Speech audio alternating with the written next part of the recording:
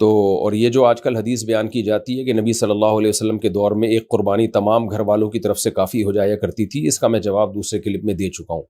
قربانی ہر صاحب استطاعت پر لازم ہے، صحیح حدیث سے ہمیں پتہ چلتا ہے، یہی امام حنیفہ کا اور صاحبین کا موقف ہے، اور یہی مضبوط موقف ہے دلائل کی دنیا میں۔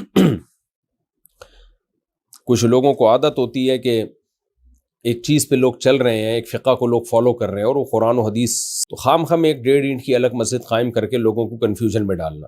آج کل 2 مسئلے بہت گھوم رہے سوشل میڈیا پہ۔ نمبر 1، قربانی لازم نہیں ہے، آپشنل ہے، کر لو تو کر لو، نہیں کرو تو کوئی حرج نہیں۔ دوسری بات یہ کہ اتنے حصے لینا بھی ٹھیک نہیں ہے، بس ایک گھر کے ایک شخص نے کر لی تو سب کی طرف سے کافی ہے۔ اس کے دلائل کے جواب میں دوسرے کلپ میں دے چکا ہوں۔ تو یہ اختلافی مسئلہ ہے، تو آپ کیوں، جبکہ دلائل احناف کے بہت مضبوط ہیں اس میں، تو آپ کیوں ایک 1.5 اینٹ کی الگ مسجد بنانا چاہ رہے ہیں؟ کیوں لوگوں کو کنفیوز کر رہے ہیں؟ لوگ پھر اتنے پریشان ہوتے ہیں، یار ہم اب تک تو یہی سنتے آئے ہیں کہ لازم ہے قربانی، حدیث میں آتا ہے جس کے پاس گنجائش تھی اور اس نے قربانی نہیں کی، صحیح حدیث ہے یہ، فلا یقربن مصلانا، وہ ہماری عیدگاہ کے قریب بھی نہ پھٹکے۔ تو اتنی واضح حدیث کے بعد بھی یہ کہنا کہ اور پھر صحابی رسول نے عید سے پہلے قربانی کر لی تو آپ نے فرمایا یہ کافی، صرف تمہارے لیے اللہ نے اس کو گنجائش دے دی، اس کے بعد میری امت میں کسی کے لیے کافی نہیں ہوگی یہ۔ تو یہ سارے روایات بتاتی ہیں کہ لازم ہے۔